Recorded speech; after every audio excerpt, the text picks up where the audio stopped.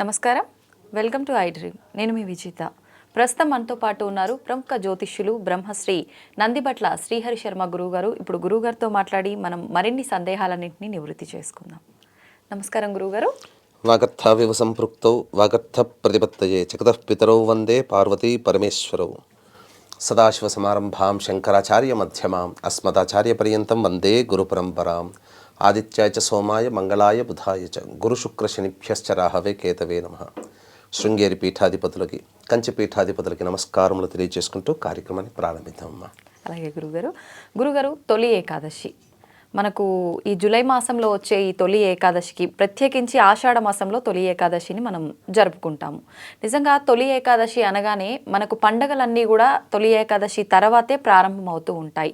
ఎందుకని గురుగారు తొలి ఏకాదశికి ఇంత ప్రాముఖ్యత ఏంటి, అసలు విశిష్టత ఏంటి? ఆ రోజు ప్రత్యేకించి మనం ఏ దైవాన్ని ఆరాధించాల్సి ఉంటుంది?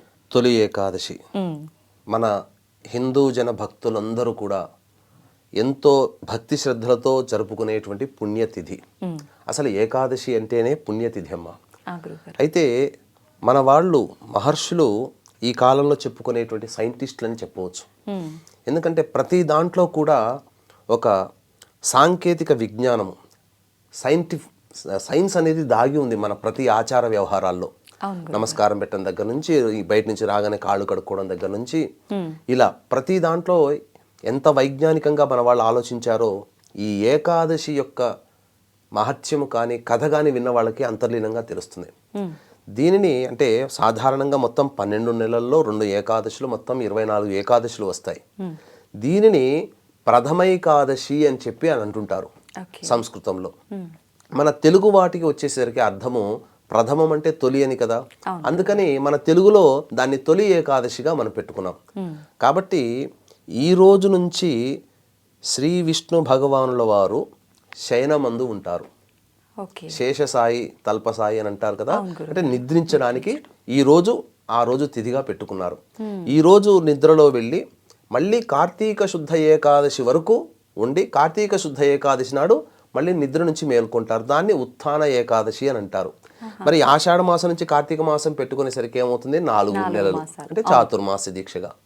అయితే సాధారణంగా ఈ యొక్క ఏకాదశి అనేటువంటి సమయం సందర్భంలో వచ్చినప్పుడు ప్రధానంగా దాని యొక్క మహత్యము వీక్షించేటువంటి ఐ డ్రీమ్ ప్రేక్షకులు కూడా గమనించాల్సిన అంశం ఏంటంటే ఈ కార్యక్రమాన్ని ఆశాంతం వీక్షించండి. ఎందుకనంటే చాలా విలువైనటువంటి సమాచారాన్ని, శాస్త్ర గర్భమైనటువంటి సమాచారాన్ని మీకు తెలియచేయడం జరుగుతుంది. వీలైతే లైక్ చేసుకోండి, మళ్ళీ మళ్ళీ చూడవచ్చు. ఎందుకంటే ఈ ఏకాదశి మహత్యం వింటే సకల పాపాలు తొలగిపోతాయి. ఇదే మనం అప్పుడు చెప్పుకుంటున్నాం. పూర్వము తాళజంఘుడు అనేటువంటి యొక్క రాక్షసుని యొక్క కొడుకు మురాసురుడు. ఆ మురాసురుడు బ్రహ్మవర ప్రసాదము చేత లోకాలనన్నిటినీ కూడాను భయకంపితులను చేసేశాడు. ప్రజలు బాధలు పడ్డారు, ఋషులు మునులు బాధలు పడ్డారు. ఇక దేవతలకి ఏ పూజ చేయనీయకుండా ఈ రాక్షసుడు అడ్డుకొనిచున్నటువంటి సందర్భంలో మన ఇంట్లో మనకేదైనా సమస్య వస్తే అమ్మ నాన్నకు చెప్పుకుంటాం, మనకి ఇంకా ఏదైనా పెద్ద సమస్య వస్తే ప్రభుత్వానికి చెప్పుకుంటాం, రాజులకు చెప్పుకుంటాం.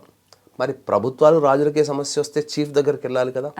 వీళ్ళందరూ రాజులతో సహా ఎవరైతే వరం ఇచ్చారో బ్రహ్మ దగ్గరికి వెళితే ఆ బ్రహ్మ ఏం చెప్పాడంటే, ఈ వరం ఇచ్చాను కాబట్టి నాకు మళ్ళీ తిరిగి దాన్ని తీసుకునే శక్తి లేదు, కానీ సృష్టి స్థితి లయకారకాలలో స్థితికారకుడు అంటే రక్షించేవాడు శ్రీ విష్ణు భగవానుడు, కాబట్టి ఆయనకి వెళ్ళి మొరపెట్టుకుందామని చెప్పి మొరపెట్టుకున్నారు.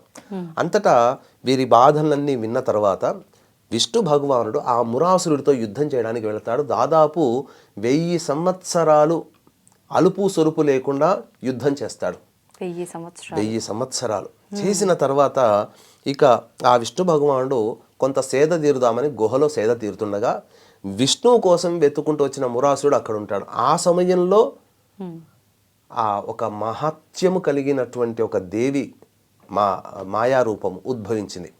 ఉద్భవించి ఏ కారణం చేతనైతే ఆ స్వామిని శయనించారో ఆ విధంగా ఆ యొక్క స్వామి యొక్క కార్యాన్ని ఆ స్త్రీమూర్తి చేసి పెడుతుంది, అంటే మురాసురుని సంహరిస్తుంది. అప్పుడు నిద్ర నుంచి మేల్కొన్న తర్వాత విష్ణు భగవానుడు ఆమెకి నీకేం వరం కావాలో కోరుకోమ్మా, నేను చేయాల్సిన కార్యాన్ని నాయందు జనించిన నీవు చేసావంటే అప్పుడు ఆమె 3 వరాలు కోరుకుంటుంది.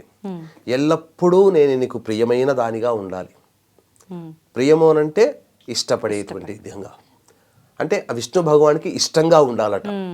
రెండవ వరం వచ్చేసేసి ఏం కోరుకుందానంటే, నిన్ను ఆరాధించే తిథులలో నేను అగ్రతాంబూలం నాకు కావాలి.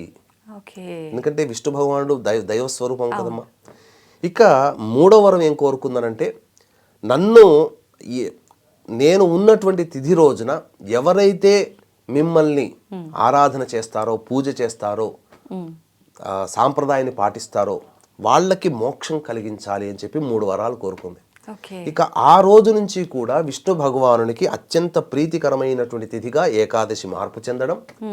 ఈ ఏకాదశి రోజున కఠినమైనటువంటి ఉపవాసం ఉంటారు.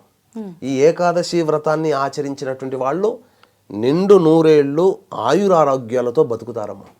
అసలు అమెరికన్ సైంటిస్టులు అందరూ కూడా ఎక్కువగా ఫోకస్ చేసినటువంటి సందర్భం ఏంటంటే, ఎప్పటి నుంచో భారతీయుల యొక్క శరీర తత్వంలో బాగా రోగ నిరోధక శక్తి ఉంది, వారు తినే పదార్థములన ఆచార వ్యవహారాలని చెప్పి ఎంతో రీసెర్చ్ చేశారు. ఈ రీసెర్చ్కి మూలం ఎక్కువగా పడింది మాత్రం కరోనా టైంలో. కరోనా వచ్చినప్పుడు ప్రపంచంలో పిట్టల్లా రాలిపోయారు మిగతా దేశాల్లో. కానీ మన భారతదేశంలో రోగ నిరోధక శక్తి ఎక్కువగా ఉండి ఎంతమంది కరోనా బారిన పడ్డా చనిపోయిన వాళ్ళు ఉన్నారు, కానీ రికవర్ అయిన వాళ్ళ సంఖ్య ఎక్కువగా ఉంది. దీనికంతా కారణం చేస్తే ఆహార వ్యవహారాలతో పాటు మన భారతీయులు సాంప్రదాయంగా ఏకాదశి రోజున ఉపవాసం ఉండటాన్ని గమనించారు. అంటే నెలలో 1-2 రోజులు ఉపవాసము అనేటువంటిది ఉంటే గనక శరీరము తన బాడీని రిపేర్ చేసుకుంటుంది. అయితే ఎంత రిపేర్ చేసుకున్నా శరీరంలో ఉన్నటువంటి అవయవ నిర్మాణము పాడైపోకుండా ఉండాలంటే ఏ తిథి కావాలంటే మన వాళ్ళు ఎప్పుడో సైన్స్గా ఆలోచించి ఏకాదశి అని పెట్టారు. పౌర్ణమి వెళ్ళిన 11వ రోజు, అమావాస్య వెళ్ళిన 11వ రోజు దీనికి చెప్పబడి ఉంది. ఇంకా చెప్పాలి అనంటే ఏకాదశి తిథి రోజున ఎవ్వరు కూడా భోజనం చేయకూడదని చెప్పి శాస్త్రం అంటారు. ఒక్కసారి కూడా భోజనం చేయకూడదు, కటిక ఉపవాసం ఉండాలి. అయితే ఆ రోజున ఉడికించినటువంటి పదార్థాలు కాకుండా చపాతీలు, మంట మీద వేయించిన చపాతీలు కానీ లేకపోతే ఊరగాయ పచ్చళ్ళు వేసుకొని ఆ చపాతీలు తినవచ్చు. బీపీ షుగర్లు ఉన్న వాళ్ళు తినవచ్చు. కానీ ఉపవాసం గనక ఉంటే గనక దీంట్లో శరీరం ఆరోగ్యంగా ఉండడంతో పాటుగా దైవానుగ్రహం కూడా కలుగుతుంది. అంటే దీనికి కూడా మనకు పురాణాల్లో ఒక కథ ఉందమ్మా. విష్ణువు నుంచి జనించినటువంటి ఒక పాప పురుషుడు బ్రహ్మ యొక్క పాలభాగము, అంటే ఈ యొక్క నుదుటి నుంచి స్వేద బిందువు, చెమట బిందువు కింద పడి జన్మించినటువంటి ఒక రాక్షసుడు, ఇద్దరూ కలిసి బ్రహ్మదేవుడి దగ్గరికి వెళ్ళి, మేము ఉండడానికి మాకు ఒక తగు స్థానాన్ని, రాక్షసులం కదా, మాకు ఒక తగు స్థానాన్ని ఇవ్వండి అని చెప్పి వేడుకున్నారట. అంతటా బ్రహ్మదేవుడు ఏమని వరమిచ్చాడంటే, మీరు విష్ణు భగవానుడికి అత్యంత ప్రీతికరమైనటువంటిది, పుణ్యాన్ని సంపాదించేటువంటి ఏకాదశి తిథి రోజున ఏ మానవులైతే భోజనము చేస్తారో ఆ భోజనంలో అన్నాన్ని ఆశ్రయించండి మీరు అని. అందుకని ఏకాదశి తిథి రోజున ఉపవాసం ఉండమని చెప్పారు. భోజనం చేస్తే పాపత్వం వస్తుంది.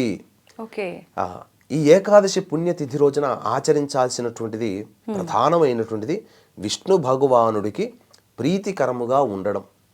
ఉదయాన్నే సూర్యోదయం కంటే ముందే ఏకాదశి తిథి రోజున కాలకృత్యాదులు తీర్చుకొని తులసి చెట్టు దగ్గర ఆవునేతితో దీపారాధన, ఇంట్లో దీపారాధన చేసుకొని చక్కటి శ్వేత వస్త్రములు ధరించి విష్ణు సహస్రనామ పారాయణం చేయాలమ్మా.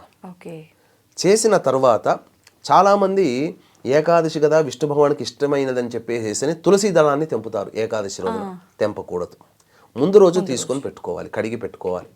ఇక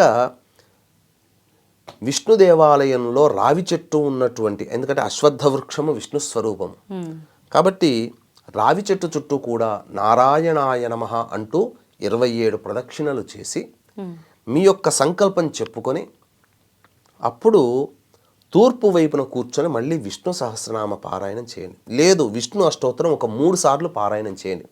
వెంట తెచ్చుకున్నటువంటి రాగి చెంబులో నీటిని ఆ రావి చెట్టు మొదట్లో వేసి వెనక్కి తిరిగి చూడకుండా ఇంటికి వచ్చేయండి. నాకు తెలిసినటువంటి చాలామంది వైష్ణవులు, అలా స్మార్తులు, మధ్వలు ఈ ఏకాదశి తిథి రోజున కటిక ఉపవాసం ఉంటారంటే నీటిని కూడా తీసుకోకుండా ఉంటారు. కానీ ఈ రోజుల్లో అందరికీ అనారోగ్య సమస్యలు కాబట్టి తప్పు లేదు. ప్రాణాల్ని కాపాడుకోవడం కోసం తగు స్వల్ప ఆహారము, పండ్లు ఇవి తీసుకోవచ్చునమ్మా. ఉండగలిగినంతసేపు ఉండగలిగి పండ్లు తీసుకోవచ్చు. కానీ శివరాత్రి రోజున ఏ విధమైనటువంటి జాగరణ చేస్తారో అదే విధముగా ఈ యొక్క ఏకాదశి రోజున కూడా విష్ణునామస్మరణ చేసుకుంటూ జాగారం చేసి తరువాత తెల్లవారుజామునే మళ్ళీ కాలకృత్యాదులు తీర్చుకొని విష్ణు దేవాలయానికి చేరుకొని విష్ణు దేవాలయంలో మీరు అంటే లక్ష్మీ నరసింహస్వామి, కృష్ణుడు, రాముడు, వెంకటేశ్వర స్వామి ఎవరికైనా ఆ స్వామికి అర్చనాభిషేకాదులు జరిపించి గోతనామాదులతో అక్కడ మీరు ఆ యొక్క ఉపవాస వ్రతాన్ని ఎవరైతే విడిచిపెడతారో వారికి సంపూర్ణమైనటువంటి విష్ణు అనుగ్రహం కలుగుతుంది. సకలమైనటువంటి పరమ భాగవతోత్తములైనటువంటి ప్రహ్లాదుడు కానీ, శిబి చక్రవర్తి కానీ, బలి చక్రవర్తి కానీ వీళ్ళందరూ కూడా భాగవతోత్తములే, విష్ణుని ఆరాధించి మోక్షాన్ని పొందిన వాళ్ళే. బలి చక్రవర్తి అయితే షట్ చక్రవర్తులు మరియు చిరంజీవి కూడా ఆ బలి చక్రవర్తి. వచ్చే మన్వంతరంలో బలి చక్రవర్తి ఇంద్ర పదవి పొందుతాడు. అప్పటి వరకు పాతాళ లోకంలో రాజుగా ఉంటాడు. బలి చక్రవర్తి అడిగినటువంటి వరప్రకారము ఈ యొక్క తొలి ఏకాదశి రోజున పాతాళ లోకానికి బలి చక్రవర్తి నివాస గృహానికి వెళ్ళి శయనించి కార్తీక శుద్ధ ఏకాదశి నాడు మళ్ళీ తిరిగి వస్తారు భూమి మీదకి. కాబట్టి ఈ యొక్క 4 నెలలు నిద్రపోతారు విష్ణు భగవానుల వారు. కాబట్టి మీకు అవకాశం ఉంటే చాలా మంది బాలకృష్ణుని తెచ్చుకొని ఊయల్లో పెట్టుకొని ఊపుతారు కదమ్మా. అట్లా ఆ కృష్ణుని విష్ణు స్వరూపంగా ప్రతిరోజు రాత్రి నిద్రపుచ్చినట్టుగా చేసినట్లయితే తప్పకుండా విష్ణు యొక్క సంతోషాన్ని మీరు పొందగలుగుతారు. అంతేకాకుండా ఈ యొక్క తొలి ఏకాదశి రోజున ఆచరించవలసినటువంటి ముఖ్యమైనటువంటి ధర్మములు భోజనం చేయకూడదు, అలాగే దాంపత్యము పనికిరాదు, బ్రహ్మచర్య వ్రతాన్ని ఆచరించాలి, మాంసభక్షణ అస్సలు పనికిరాదు. ఇక సాధ్యమైనంత వరకు మౌనమును ఆశ్రయించి విష్ణునామస్మరణ. ఏం లేదండి, సాక్షాత్తు రామానుజుల వారే చెప్పారు, ఎలుగెత్తి చాటారు, నారాయణాయ నమః అనుకుంటూ ఉండండి ఆ రోజంతా కూడా. ద్వాదశి రోజున దేవాలయానికి వెళ్ళమన్నాను కదమ్మా. వెళ్ళిన తరువాత అక్కడ ఆ యొక్క ఉపవాస దీక్ష విరమణ చేసి బయటికి వచ్చిన తర్వాత అనాథలు ఉంటారు కదా, మీ యొక్క శక్తి కొలది తినే పదార్థాలు, బిస్కెట్ ప్యాకెట్లు, బ్రెడ్ ప్యాకెట్ ఏదైనా కానీ వాళ్ళకి పెట్టండి. మీ శక్తి కొలది వందలు ఖర్చు పెట్టకుండా 100 రూపాయల్లో చాలా వస్తాయి. అనాథలకి పంచిపెట్టినట్లయితే దానము చేసినటువంటి గుణము కలుగుతుంది. ఎందుకంటే పరమ పురుషుడైనటువంటి ఆదినారాయణుడైనటువంటి విష్ణు భగవానుని ఎవరైతే చక్కగా ఉపాసన చేస్తారో విష్ణు భగవానుడు దానము చేత కూడా తృప్తి చెందుతాడు. అందుకనే శిబి చక్రవర్తి తన యొక్క ఊరువులని మాంసాన్ని కూడా పడంగా పెట్టగలిగాడు. అంటే దాన గుణానికి అంత సంతోషించాడు ఆ శిబి చక్రవర్తి. కాబట్టి తప్పకుండా ద్వాదశి రోజున మీకు చేతనైనదిగా మీరు ఈ దానములు చేయండి. ఎందుకనంటే సాక్షాత్తు నారాయణ స్వరూపము ఈ యొక్క సూర్య భగవానుడు. చాలా చోట్ల భాగవతోత్తముల్లో ఈ యొక్క విష్ణు భగవానుని ఆచరించిన వాళ్ళు దాన గుణములు ఎక్కువగా ఉన్నవాళ్ళు. ప్రహ్లాదుడు కూడా అంతే, దానం చేసిన వాడే. శిబి చక్రవర్తి దానం చేసిన వాడే. కర్ణుడు దానం చేసిన వాడే. వీళ్ళందరూ కూడా నారాయణ ఉపాసకులు. కాబట్టి విష్ణు భగవానుని ఆరాధించిన వాళ్ళు ఈ రోజున ఖచ్చితంగా ద్వాదశి తిథి రోజున అన్నదానం చేయండి. లేకపోతే ఏదైనా అనాథలకి తినే పదార్థాలు పంచిపెట్టి ఇంట్లోకి వచ్చి మీరు భోజనం చేయండి. తప్పకుండా ఆ యొక్క విష్ణు యొక్క అనుగ్రహం వలన సకలమైనటువంటి శుభాలు కలుగుతాయి. ఇక చాలామంది అంటుంటారు విష్ణు భగవాన్ని మోక్షాన్ని ఈ యొక్క విధానంగా ఆచరిస్తే మోక్షం పొందాలి కదా, మళ్ళీ మోక్షం అంటే జన్మంటూ ఉండదు కదా అని చెప్పి చాలామంది అంటుంటారమ్మా. కానీ గమనించాల్సిన అంశం ఏంటంటే మోక్షం అంటే మనము ఈ యొక్క కలియుగంలో మనం జన్మించాం అంటేనే పాపపు కర్మలు ఉంటాయి, మానవులుగా పుట్టాం, మళ్ళీ పాపపు పనులు చేస్తూనే ఉన్నాం. మోక్షము కలుగుతుంటే దీని అర్థం ఏంటంటే మనకు చెడు పనులు చేయకుండా మన మనస్సు నిరోధించబడుతుంది ఈ జన్మలో. భవిష్యత్తు జన్మలో ఇంతకంటే ఉత్తమమైన జన్మ ఎత్తి భక్తి ప్రపత్తులతో దైవాన్ని కొలవగలిగేటువంటి శక్తి ఉంటుంది, ఆ జన్మ లభిస్తుంది. లేదు ఈ జన్మలోనే మనకు మోక్షం రాసిపెట్టి ఉంది, గత జన్మల నుంచి చేసుకుంటున్నాం కాబట్టి అనంటే తక్కువ వయసులోనే భవబంధాలన్నీ నెరవేర్చుకుని ఆ యొక్క దైవం మీద ధ్యానం చేసగలిగేటువంటి వెసులుబాటు ఉన్నటువంటి జీవితం మనకు కలుగుతుంది. తద్వారా చాలామంది ఎంతమంది ప్రముఖ క్షేత్రాల్లో దైవ ధ్యానంలో ఉంటారు, వాళ్ళకన్నీ బాధ్యతలు తీరిపోయి ఉంటాయి, మోక్షాన్ని పొందగలిగే స్థితి ఇది. ఈ విధంగా అర్థం చేసుకోవాలి తప్ప ప్రపంచమంతా మోక్షాన్ని పోతే అందరూ స్వర్గంలోనే ఉంటే ఇంకా పాపాలు చేసేవాళ్ళు ఎవరు? అందుకనే మనము దాన్ని ఈ విధంగా అర్థం చేసుకోవాలమ్మా. ఓకే గురుగారు, చాలామంది ఇలాంటి ప్రత్యేకమైన తిథులు వచ్చినాయి అనగానే కొంతమందికి మహిళలు ఉంటాయి, పురిటి మహిళలు అని చెప్పి, లేదంటే ఎవరైనా చనిపోయిన వాళ్ళకు కార్యక్రమాలన్నీ అవ్వకుండా ఉన్న డేస్లో కానీ అలా ఉన్నప్పుడు మరి మేము ఎలా చేసుకోవాలి, ఇంతటి ముఖ్యమైన తిథిని చేసుకోవచ్చు అనే సందేహం ఉంటుంది. అలాంటి వాళ్ళు కూడా ఆచరించవచ్చు అంటారు ఉపవాస దీక్ష? ఈ పురిటి మైల ఉన్నవాళ్ళు చేయకూడదమ్మా. అన్నిటికంటే చాలా మంది మృతా శౌచము జాతా శౌచములు రెండు ఉంటాయి. అందుకనే మనిషి పుట్టుకకి మరణానికి మైల ఉంటుందమ్మా. చాలా మంది అనుకుంటారు మరణిస్తే మైల అంటారు, కానీ దానికన్నా గొప్పదైనటువంటిది జాతా శౌచం, పురిటి మైల. ఎందుకంటే మన ఇంట్లో ఒక శిశువు జన్మిస్తాడు, ఆ 11 రోజుల పాటు మనం చేసినటువంటి పాపకర్మలు ఆ శిశువు యొక్క తలరాత మీద ఆధారపడి ఉంటుంది. ఎందుకంటే 11వ రోజు శుద్ధి చేసినప్పుడు బ్రహ్మదేవుడు వచ్చి లిఖితం రాస్తాడు. పుట్టగానే అతనికి గత జన్మ జీవితం ఈ జన్మతో ముడిపడి ఉన్నటువంటి జీవితంగా అన్నీ ఉంటాయి అనుకుంటారు, కానీ పుట్టిన 11 రోజుల వరకు కూడా ఏ బ్రహ్మదేవుడు కూడా మనకు వరమివ్వడు. 11 రోజున వచ్చి చాటలో పెడతారు, ఎవ్వరూ ఉండరు. దానికి కూడా మనం అవసరమైతే దీని విధానం ఏంటంటే ఒక మంచి వీడియో సందర్భంలో తప్పకుండా చేసుకుందాం. బ్రహ్మదేవుడి యొక్క అనుగ్రహం కలగాలంటే మృతా శౌచము కంటే జాతా శౌచం, ఎందుకంటే జీవించినటువంటి వ్యక్తి యొక్క భవిష్యత్తు పుట్టుక నుంచి మరణం వరకు ఉండే విధంగా ఉండాలనంటే ఆ 11 రోజులు శుద్ధంగా ఉండాలి. ఇప్పుడు మరి వీళ్ళు ఇలాంటి ఉపవాసాలు పురిటి వాళ్ళు అవసరం చేయకూడదు, మిగతా వాళ్ళు గురుగారు? అసలు మైల వచ్చిన వాళ్ళు ఎవరూ చేయకూడదు. అసలు ఏ విధమైనటువంటి మైల ఉన్న వాళ్ళు చేయకూడదు. ఆడవాళ్ళు కానీ అలాగే ఏదైనా పురిటి సూతకం మరణం వచ్చినటువంటి సూతకం ఉన్న వాళ్ళు చేయకూడదు. గురుగారు, ఒకవేళ ద్వాదశి రోజు ఆలయానికి వెళ్ళటానికి వీలు కాని వాళ్ళు, ముందు రోజు ఉపవాస దీక్ష అంతా ఉంటుంది, మరుసటి రోజు ఆడవాళ్లకు వీలు అవ్వని పరిస్థితుల్లో ఉంటే ఇంట్లో ఉన్నటువంటి విష్ణు భగవాన్ని చిన్న ప్రతిమ తెచ్చుకుంటారు, ఏదో ఒక రూపంలో ఉన్న విష్ణు భగవాన్, లేదా ఫోటోకైనా కానీ మళ్ళీ చక్కటిగా పసుపు రంగు పూలమాల వేసి ఆ రోజున దీపారాధన చేసి స్వామికి మీరు వండిన నైవేద్యం పెట్టి మీరు భోజించవచ్చు. ఆ విధంగా ఉపవాస దీక్ష పూర్తి చేయవచ్చు. నిజంగా చాలా మంచి కథ కూడా తెలియజేశారు గురుగారు మాకు. నిజంగా నేనైతే ఇప్పటివరకు ఆ కథని విననే లేదు. చాలా సంతోషంగా అనిపించింది గురుగారు. థ్యాంక్ యూ, ధన్యవాదాలు. సర్వం శ్రీ ఉమామహేశ్వర పరబ్రహ్మార్పణమస్తు.